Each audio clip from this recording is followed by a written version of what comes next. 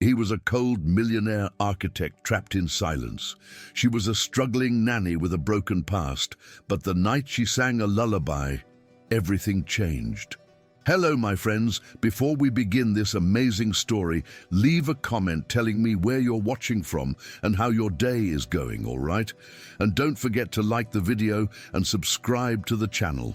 The borough of Hackney exhaled a breath that was equal parts grit and life, a complex perfume of sizzling street food, rain-dampened pavement, and the perpetual low-frequency hum of a London that never truly slept. Above a chaotic market street, in a flat that was small but meticulously tidy, lived Ilara Vance. At 24, her world was a precarious tightrope walk between immense crushing pressure and a quiet, unyielding determination. By day, she was a standout architecture student, her sketchbooks overflowing with designs for community hubs and homes that felt less like structures and more like sanctuaries. But by night, she traded her drafting pencil for the exhausting shifts of a nanny, a job that paid for her tuition and, more pressingly, for the expensive medication that kept her frail mother stable. Her mother's health was a constant, underlying thrum of anxiety, a silent counterpoint to the city's noisy rhythm. Ilara navigated her existence with a weary but persistent hope, a resilience forged in the fires of a past tragedy.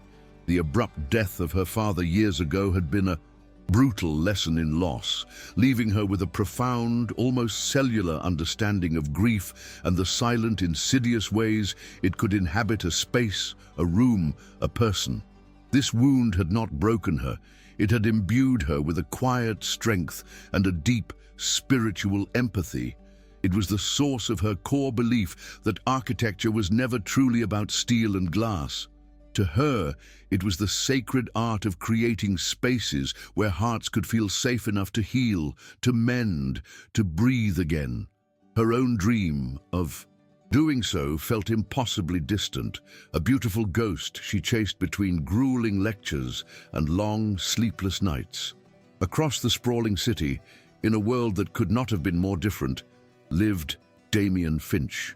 His 42 years were housed within a starkly minimalist, multi-million-pound townhouse in Kensington, a monument of glass and polished concrete. He was a titan of British architecture, the celebrated and feared CEO of Finch Designs, a name synonymous with the award-winning, cold and imposing skyscrapers that pierced London's skyline like shards of ice. His home was a flawless reflection of his public persona, and, more accurately, his soul. Impeccably designed, achingly beautiful, and utterly devoid of warmth or life. It wasn't a home where a life was lived. It was a museum dedicated to a life that had ended abruptly and tragically 2 years prior. A pristine mausoleum of memory and regret. Damien had sealed his heart in permafrost ever since he lost his wife in a catastrophic accident. Grief, he had discovered, was an unruly, chaotic, and inefficient emotion, so he had done what he did with all structural problems. He contained it. He locked it away in the deepest vault of his being, converting his searing pain into a relentless work ethic and an intimidating, meticulously controlled demeanor that kept the world at a safe distance. He was revered in his field and feared by his employees, a man emotionally inaccessible to everyone. There was, however, one glaring exception, the one variable he could not solve, the one part of his life he could not control, his 6-year-old son Thomas, a small, fragile boy who represented his greatest and most public failure. Following the traumatic death of his mother, Thomas had retreated into a world of profound and unnerving silence, a condition diagnosed as selective mutism. His days were silent, but his nights were a canvas of horror, plagued by severe terrors that left him shaking and inconsolable, yet still unable to scream. Damien, a certified genius at solving the most complex structural equations and engineering impossibilities, was a complete and utter failure at building a bridge to his own suffering child. He had watched as 9 different nannies, all highly qualified and experienced professionals, had quit in succession, defeated and exhausted by the boy's silent, impenetrable anguish.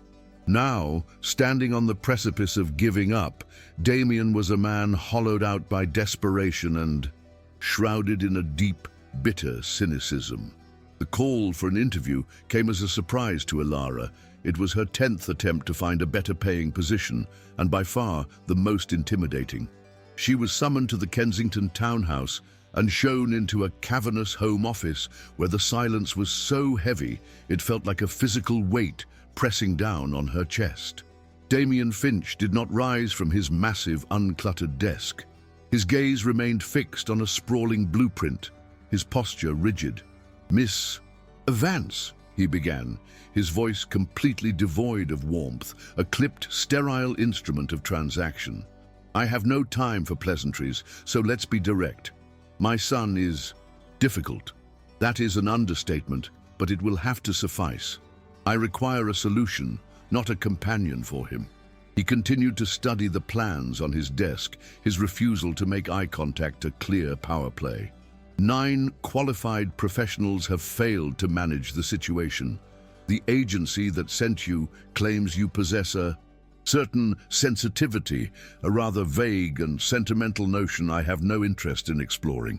He finally looked up, and Ilara found herself pinned by his gaze. His eyes were a startling shade of grey, as cold and unforgiving as the London winter sky. "The arrangement is brutally simple. Make my son sleep through one entire night. Just one. If you succeed, the job is yours, with a salary that will, I am told, solve all of your immediate financial troubles.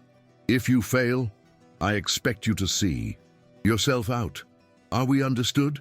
The sheer, unadulterated arrogance of the man was suffocating, a palpable force in the sterile room. Any other person might have turned and fled. But then, Ilara's gaze drifted past his shoulder to a small, solitary silver frame on his desk. It held a photograph of a little boy with wide, haunted eyes that held a universe of unspoken pain. In that instant, her own history with grief resonated with the image, and a wave of pure, aching compassion washed over her, eclipsing her fear and indignation. "I can't promise to fix him, Mr. Finch," she replied, her voice surprisingly steady, anchored by a sudden, fierce sense of purpose. "A child isn't a broken building, but I can promise to be with him. I can promise to listen to his silence. I can try." That night was a harrowing descent into the eye of Thomas's silent storm. The boy was a small hurricane of raw, agitated energy, flitting around his impeccably neat room like a trapped bird, refusing all attempts at contact. He didn't scream or cry out in his distress. Instead, he emitted a low, continuous, distressed hum, a sound more heartbreaking than any shriek. Ilara watched him, her heart aching. Instead of imposing a routine or forcing an interaction, she simply sat on the floor, tucking her legs beneath her, making herself small and unthreatening. She gave him space. Then, a distant memory surfaced, a melody her grandmother used to sing to her on stormy nights. She began to hum, then, softly, hesitantly, to sing an old English lullaby about a ship sailing home under a blanket of stars. She offered the song not as a command to sleep, not as a tool to complete her task, but as a simple, unconditional gift. It was a fragile thread of sound woven into the overwhelming heavy silence of the house and the boy's troubled mind. For a long time, nothing changed. Then, slowly, miraculously, the boy's frantic energy began to subside. He stopped his restless pacing and stood perfectly. Still watching her, his small head tilted in curiosity. Inch by painstaking inch, he crawled across the plush, expensive carpet until he reached her. In a gesture of profound, shattering trust that made Ilara's breath catch in her throat, he laid his head in her lap, His small, tense body finally relaxed, and as Ilara continued to sing, her voice a soft, steady whisper, Thomas Finch fell into a deep, peaceful sleep for the first time in 2 years. Damien returned home late, a cancelled dinner. Leaving a bitter taste of wasted time in his mouth. He walked through his front door, his body automatically steeling itself for the familiar sounds of distress that usually echoed from upstairs, the low hum of anxiety, the thud of a restless body. Instead, he was met with a profound and unfamiliar silence. It was not the heavy, oppressive silence he had grown accustomed to, but something lighter, peaceful. Then he heard it, a faint, melodic sound, a single thread of music pulling him forward. Drawn by the impossible whisper of a lullaby, he walked upstairs, his heart beginning to pound a strange, uncertain rhythm against his ribs. He moved silently down the hall, the soft wool runner muffling his footsteps. The door to Thomas's room was slightly ajar, a sliver of warm light spilling into the corridor. He peered through the gap, and the sight that met his eyes caused him to freeze, every muscle in his body locking in place. The image before him was a masterpiece of impossible tenderness, a scene that shattered his carefully constructed composure into a million pieces. There, bathed in the soft, golden glow of a small nightlight, was Ilara. She was seated on the floor and cradled in her arms, sleeping with a tranquility Damien hadn't seen in 2 years, was his son.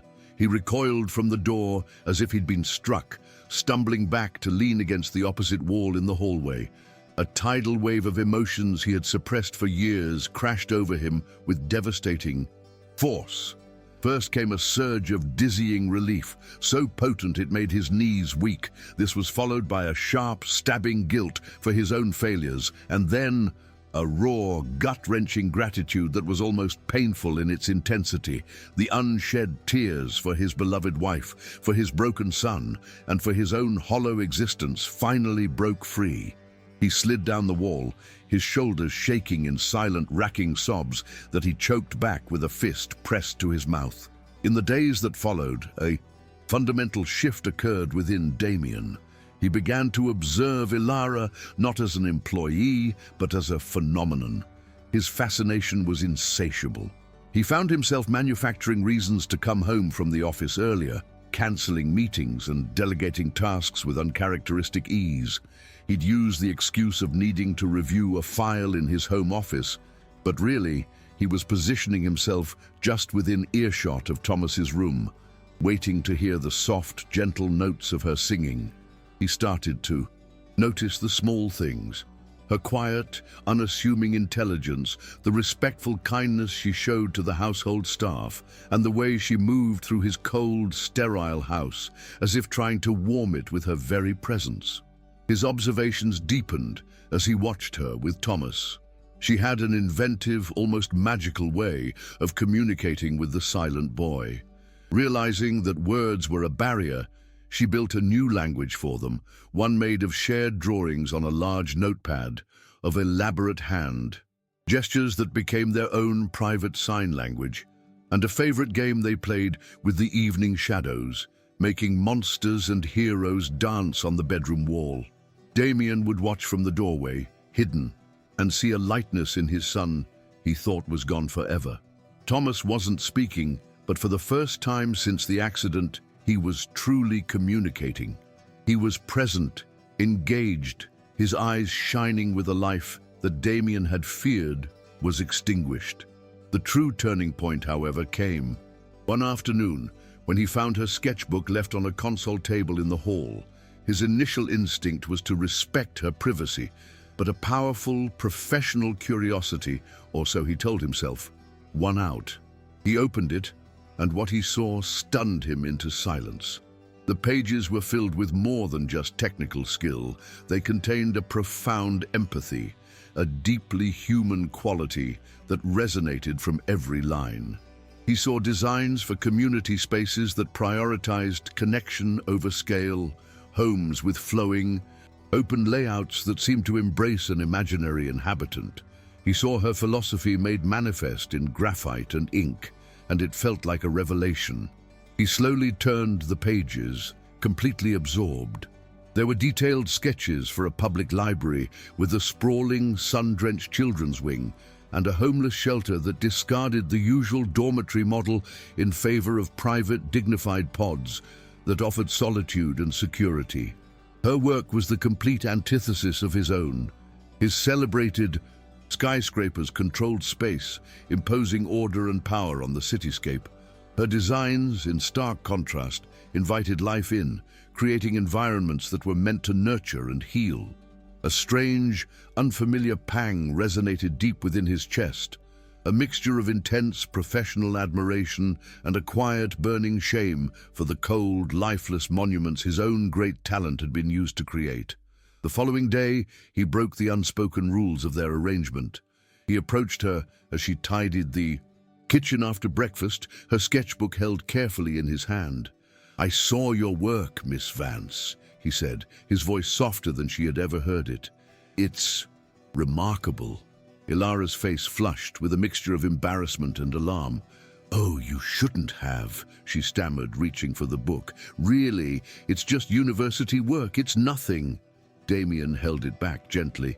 "No," he insisted, his gaze serious and direct. "It's much more than that. You understand something I think I've forgotten. You design with heart." The admission cost him a great deal, a crack in the armor he had worn for years. His words hung in the air, charged with a significance that surprised them both. Then, acting on an impulse he didn't fully understand, he extended an invitation. "I'm working on a pro bono project," he began, the words feeling foreign and clumsy. "A community center in East London, not far from you, actually. I find myself stuck on certain aspects of the human element." He paused, clearing his throat. "I would be interested in your perspective, if you would be willing to share it." He couldn't bring himself to say the word help, but the plea was there, hidden beneath the formal language. Ilara was utterly shocked, but a spark of intrigue lit within her. She agreed, curious to see this other side of him. A few days later, they stood together on the construction site, a raw skeleton of steel and concrete rising against a grey sky. Damien walked her through the space, explaining his vision in the precise, technical, and impressive language of his profession. Ilara listened patiently, her eyes scanning not just the structure, but the empty spaces in between. When he finished, she was quiet for a moment. "It's a very strong structure, Mr. Finch," she said thoughtfully. "But how will it feel?" Before he could answer, she walked to a section of exposed framework. "The morning light will come from this direction, won't it? Right here. You could put a reading nook here, with soft chairs. The light would feel like a hug." Damien stared at the empty space she was indicating, trying to see what she saw. A hug. He had never once thought of light in those terms.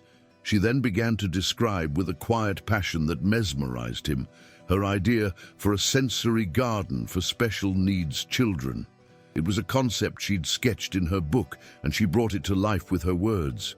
She spoke of the different textures of the plants, the feathery touch of fennel, the waxy surface of a magnolia leaf. She described the gentle melodic sound of bamboo wind chimes and the cool, smooth feel of river stones in a shallow water feature. He was utterly captivated. She wasn't just suggesting additions, she was breathing humanity into his cold, functional design. That day on the construction site marked a definitive shift in their dynamic. The formal titles of Mr. Finch and Miss Vance suddenly felt stilted and absurd. As they drove back towards Kensington, he broke the silence. "Mr. Finch is the man who runs the company," he said, his eyes on the road. "I'd rather he stayed at the office. My name is Damien." Ilara smiled, a small but genuine expression of relief. "Okay, Damien." The air in the car felt different, lighter. Their conversations slowly began to drift away from the safe harbor of Thomas's progress and into more personal waters. They talked about architecture, about their shared passion, and about the city of London that they both loved for entirely different reasons. One bright, unusually sunny afternoon, Damien came home early to find the grand minimalist living room transformed. Ilara and Thomas had constructed an elaborate fortress from expensive silk cushions and cashmere throws and were huddled inside, reading a picture book with a flashlight. A genuine, unforced laugh escaped him, a sound so rare it startled even himself. On a whim, a sudden desire to capture this fleeting moment of warmth, he announced, "Let's go out, all of us." He took them not to one of his usual exclusive fine dining haunts, but to a noisy, cheerful and crowded cafe in the middle of Hyde Park, a world away from his own. Inside the bustling cafe, surrounded by the lively chatter of families and the aroma of coffee and cake, something incredible happened. Thomas, who had been watching a boisterous golden retriever at a nearby table, pointed a small finger and let out a short, breathy sound. It was unmistakably a laugh. It was a tiny, fragile sound, almost lost in the noise of the room, but to Damien it was a symphony. His head snapped towards his son, his heart soaring. He looked across the small table at Ilara, who was already smiling at him, her eyes shining with shared joy. It was a pure, unguarded smile, and in that moment, Damien Finch's world tilted on its axis.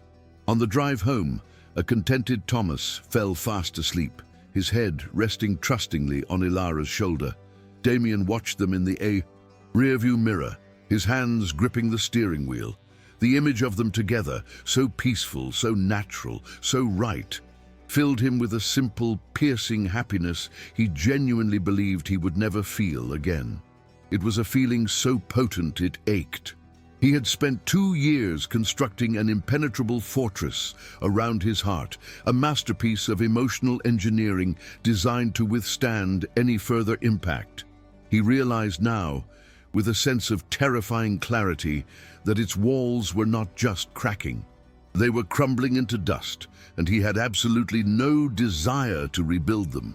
Later that evening, after Ilara had gently carried the sleeping boy upstairs and tucked him into bed, she came down to find Damien waiting for her in the hallway. The house was quiet again, but it was the same peaceful silence he had first heard on the night she arrived.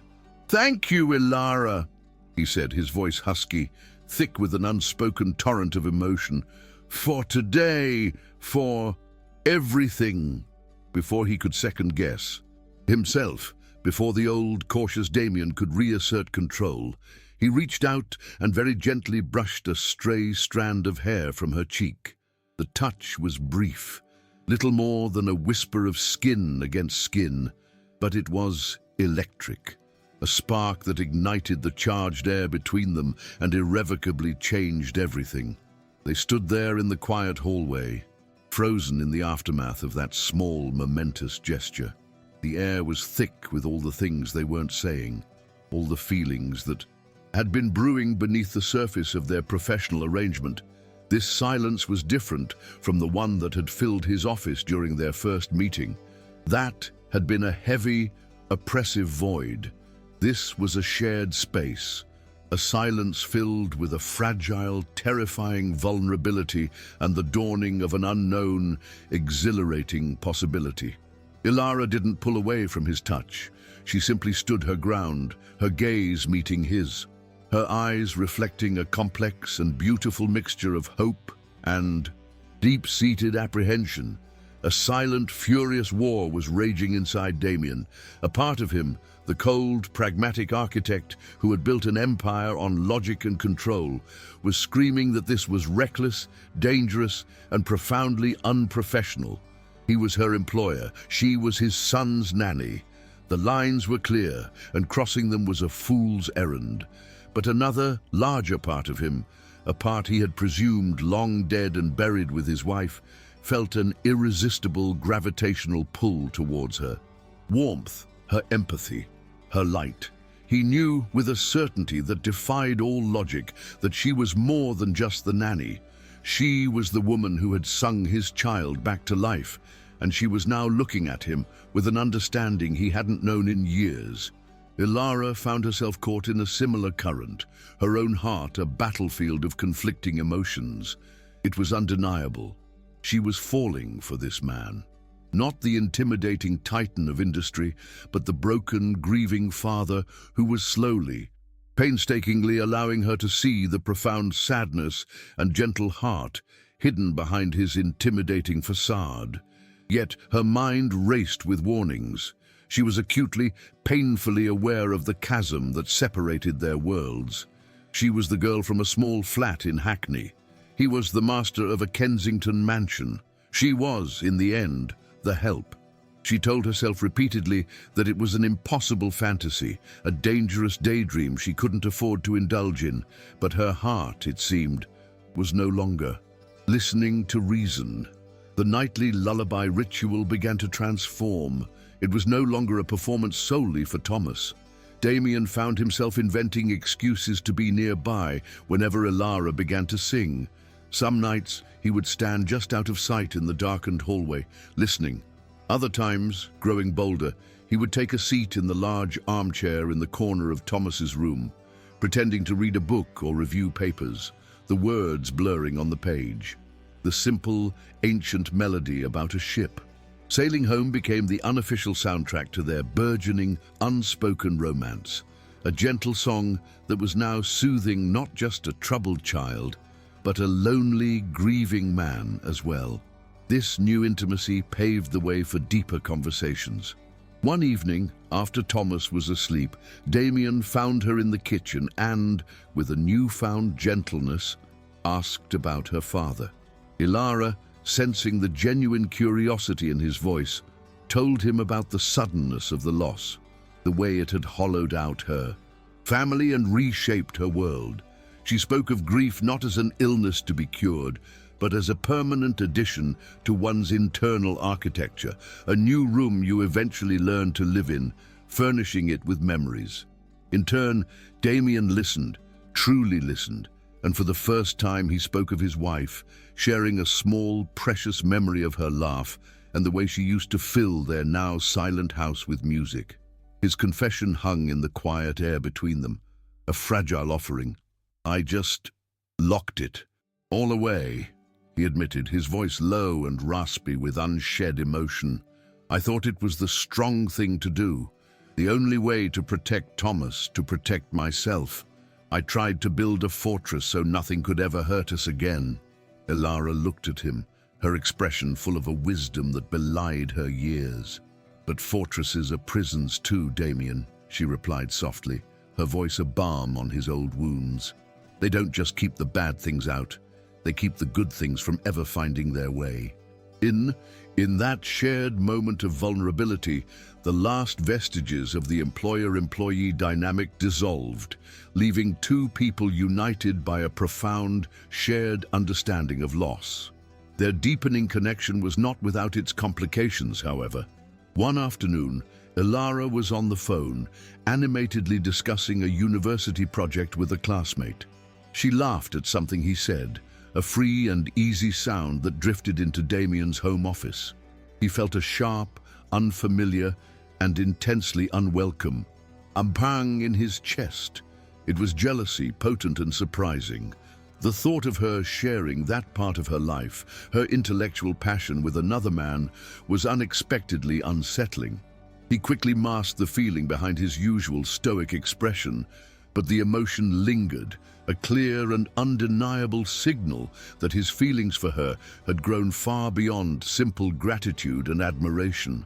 The very next day, Ilara found a gift waiting for her on the gleaming marble of the kitchen island. It wasn't jewelry or any other extravagant, predictable gesture. It was a professional set of high-grade architectural pens, the kind she had only ever dreamed of affording, and a beautiful, thick-paged, leather-bound sketchbook.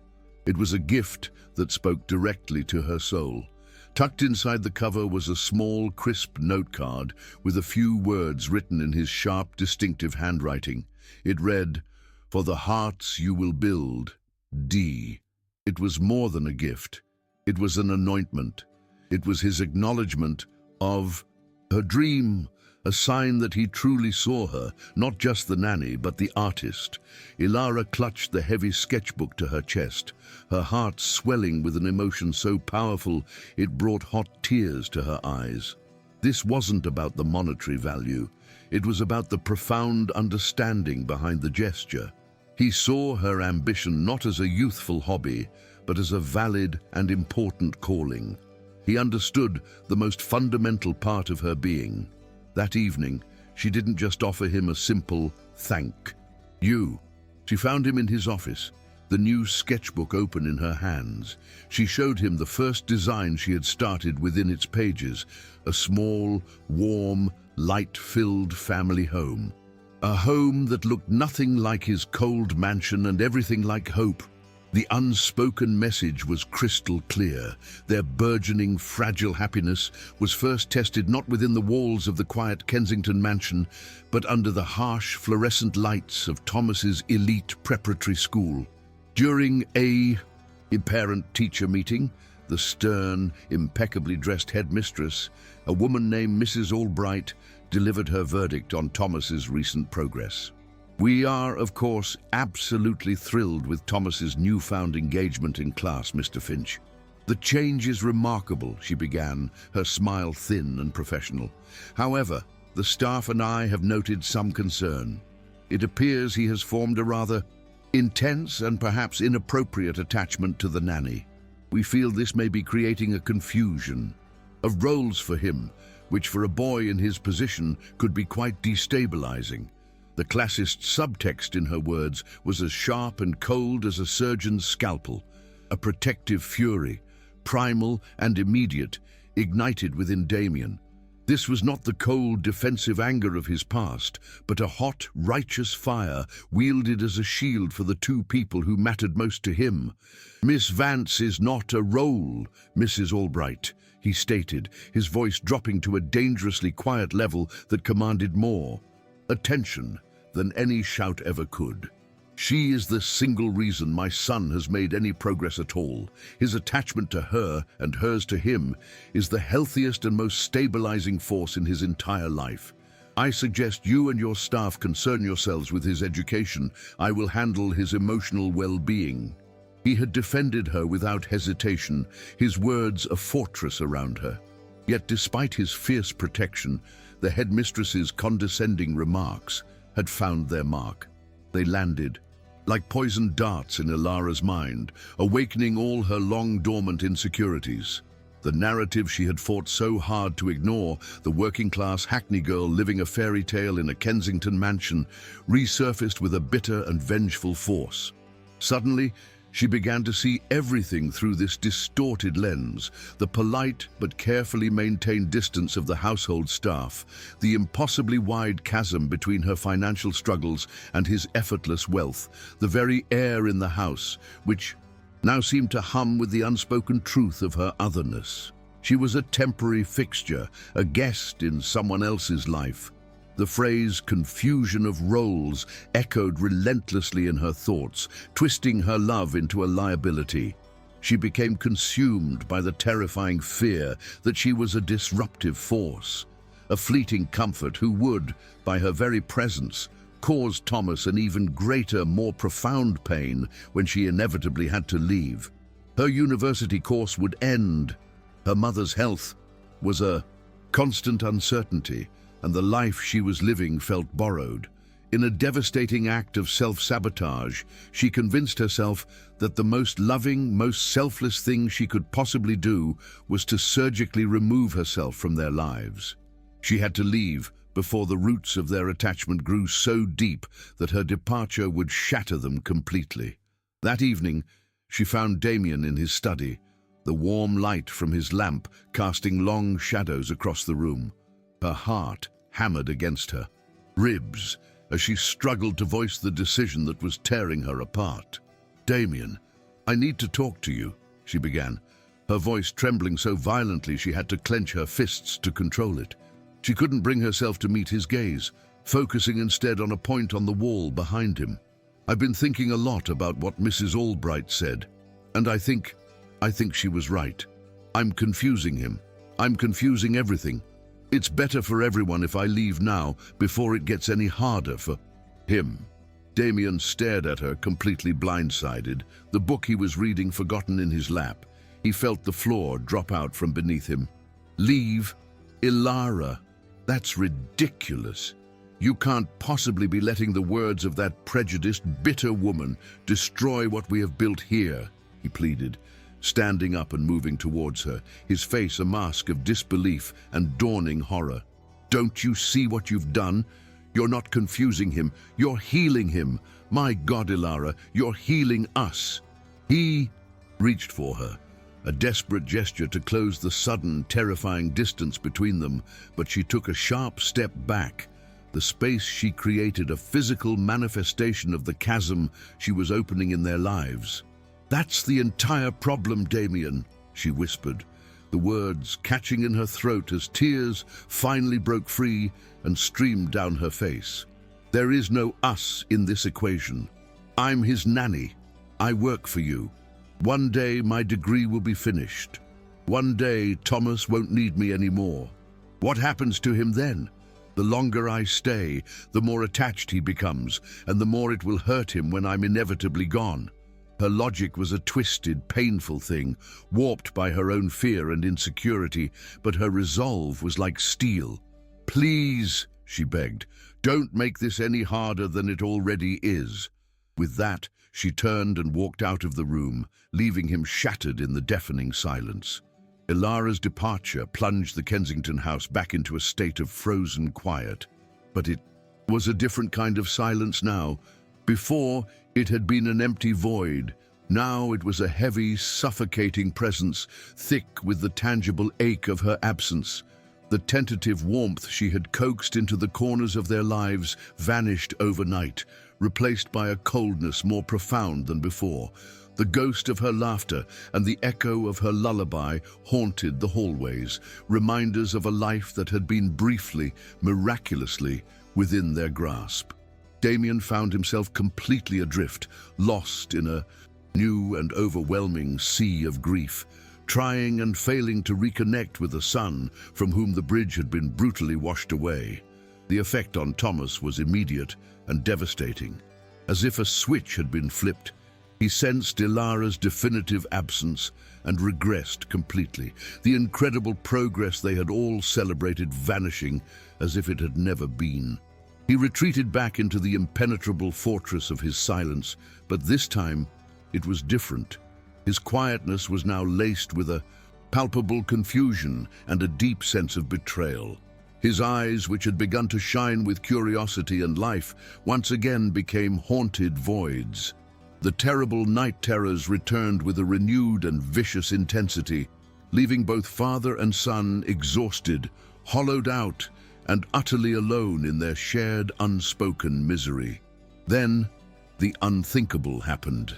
The call came on a Friday afternoon, a frantic voice on the other end of the line that made Damien's blood run cold. It was the school. In a moment of chaos during supervised play in the garden, Thomas had disappeared. He had simply vanished. The news hit Damien like a physical blow, sending him into a terrifying spiral of pure, unadulterated terror. His mind, usually so ordered and logical, became a torture chamber of worst-case scenarios. The school was in lockdown, the staff were performing frantic searches, and the police had been called. For Damien, it felt as though the entire world was tilting and collapsing in on him. But then, as chaos erupted around him and teachers ran past his office door, shouting instructions, a moment of preternatural calm descended upon Damien. As fear threatened to paralyze him, a powerful primal instinct cut through the noise. A father's intuition. He closed his eyes, shutting out the panic, and pictured his son's small, determined face. Thomas wasn't lost in the way they thought. He wasn't wandering aimlessly or hiding in fear. He was on a mission. The realization struck him with the force of lightning, a truth so certain it took his breath away. He wasn't running away. He was running to something. He was looking for Ilara. A fragmented memory surfaced in his mind, something Ilara had mentioned weeks ago in a casual conversation. She sometimes helped a university friend who ran a flower stall at the Portobello Road Market, especially on Fridays. Without a word to the frantic headmistress, Damien broke into a run. He didn't wait for the police, didn't wait for a plan. He sprinted too. His car, his heart pounding a desperate rhythm of dread and hope against his ribs. He tore through the London traffic with a reckless abandon that was utterly alien to him.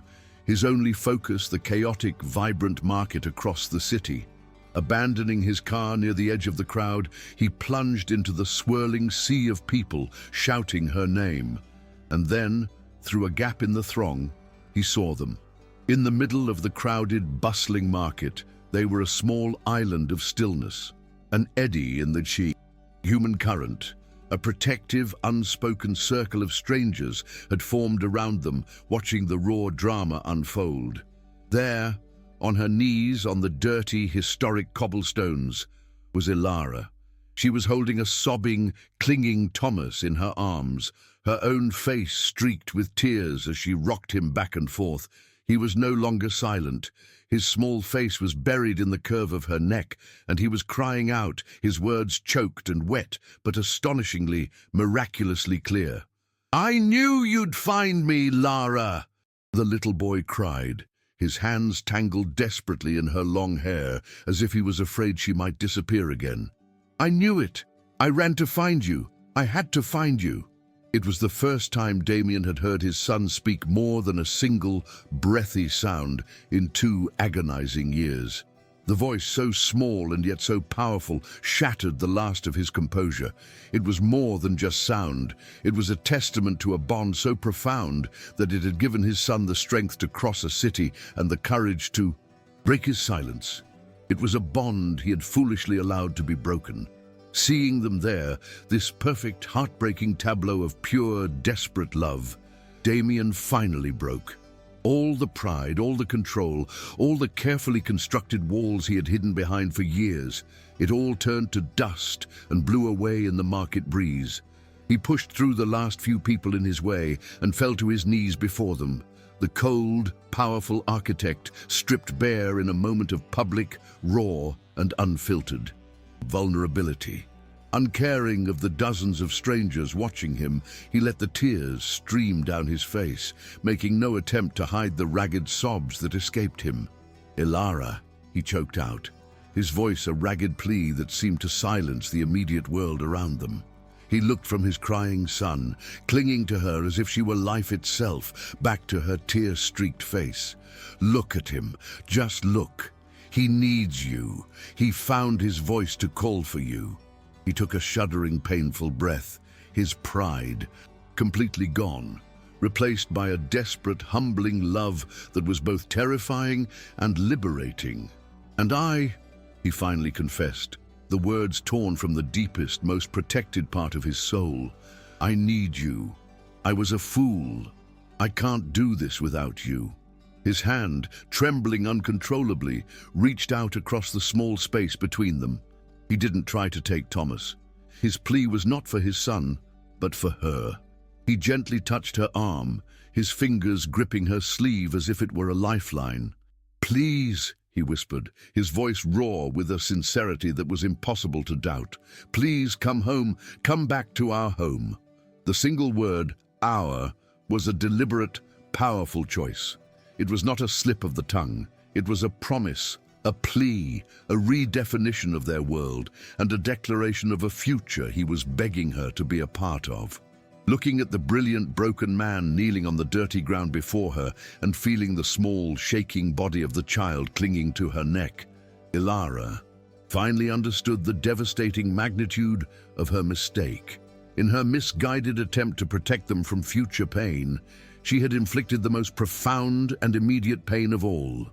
She saw with blinding clarity that her fear had been the destructive force, not her love. Love, she now realized, wasn't about running away to prevent a storm.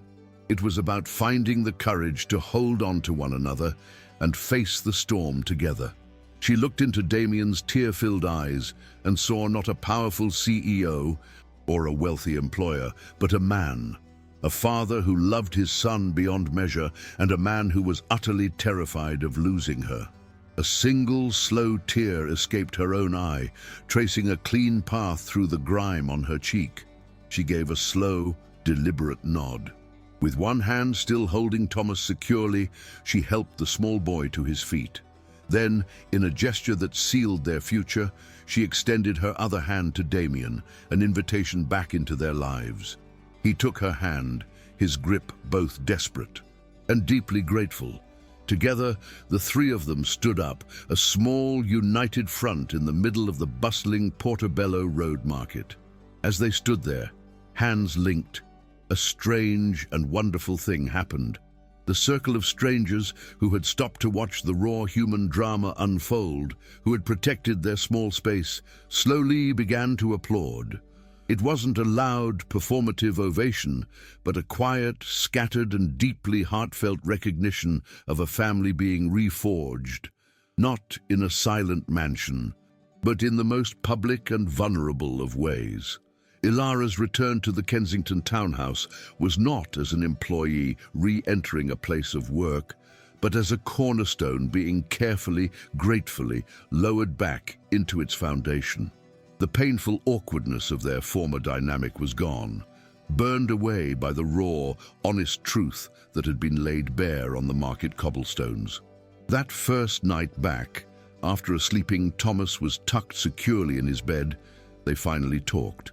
They sat in the grand living room, not as employer and nanny, but as two equals, laying their fears, insecurities, and deepest vulnerabilities bare.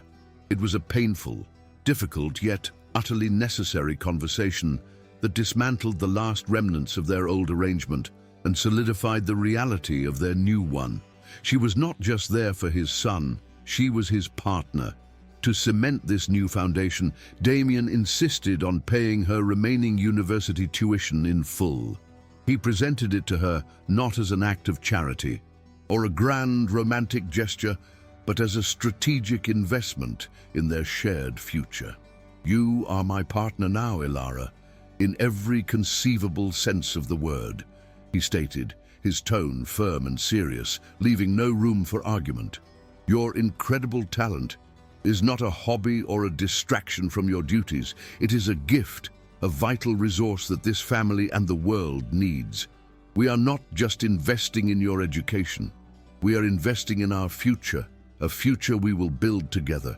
This single, decisive act removed the last lingering shadow of their imbalanced power dynamic, placing them on truly equal footing.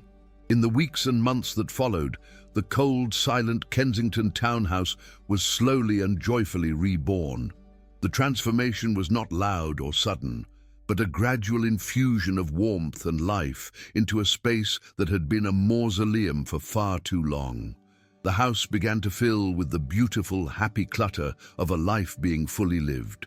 Thomas's colorful, vibrant drawings, once confined to his room, were now held proudly by magnets on the ridiculously expensive designer fridge.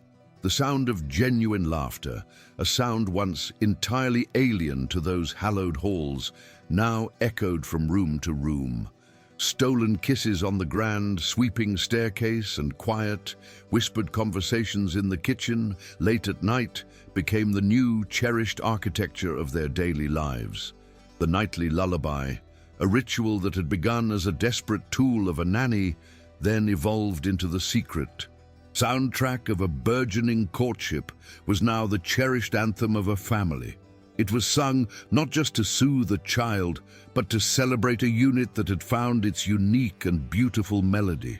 Some nights, Ilara would sing it alone, her voice clear and strong. Other nights, Damien would sit beside her, humming along, his deep voice an unsteady but deeply heartfelt bass line that grounded the tune. It was a constant, gentle reminder of how a simple, fragile thread of sound had possessed the miraculous power to save them all from their silent, solitary prisons. 2 years passed, a period of profound growth and quiet joy. The time jump revealed the lasting impact of their union. Ilara, now a qualified architect, had graduated with first-class honors. Her final project, a design for a community-based pediatric therapy center, winning a prestigious university award. Damien was an utterly transformed man. The intimidating wall of ice he had once hidden behind had melted away completely, revealing the warmth, kindness, and humor he had kept locked away. He was now a hands-on, present, and deeply loving father. And Thomas, the silent boy who had started it all, was thriving. He was a happy, talkative, and well-adjusted 8-year-old, his very presence a living testament to the healing power of unwavering love and stability. The final poignant scene unfolds on the expansive balcony of their Kensington home, a space that had once been as cold, barren, and minimalist as the rest of the house. Now, it was an extension of the life within, softened with lush potted plants, comfortable deep-seated chairs, and strings of warm, ambient lighting. It had become an outdoor living room, a sanctuary for connection. Ilara and Damien stood together, looking out over the glittering, sprawling tapestry of the London skyline as the city lights began to twinkle to life below them. It was a moment of shared peace, a quiet intimacy that was now the bedrock of their world. They were not just life partners anymore, but professional partners as well. In their hands, they held a tablet, the screen glowing with the intricate plans for their first major joint project.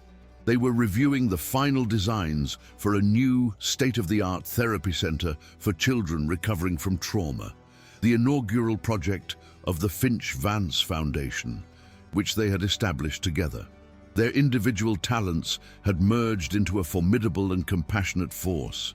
His structural genius and unwavering drive were now perfectly combined with her empathetic, human-centered design philosophy, creating spaces that were not only beautiful and functional, but also profoundly kind.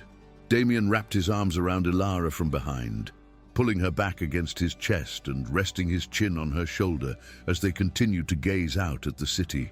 He spoke, his voice low and thick with an emotion that was always close to the surface when he thought of their journey.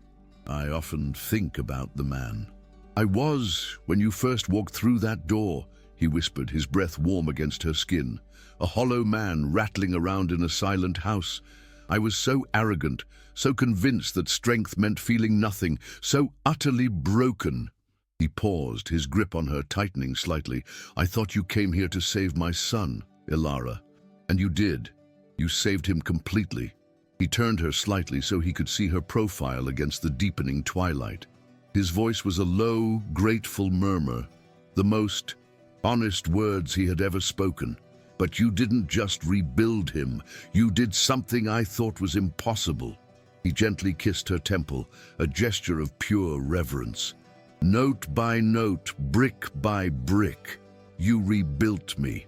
This was the culmination of his entire, painful, beautiful transformation.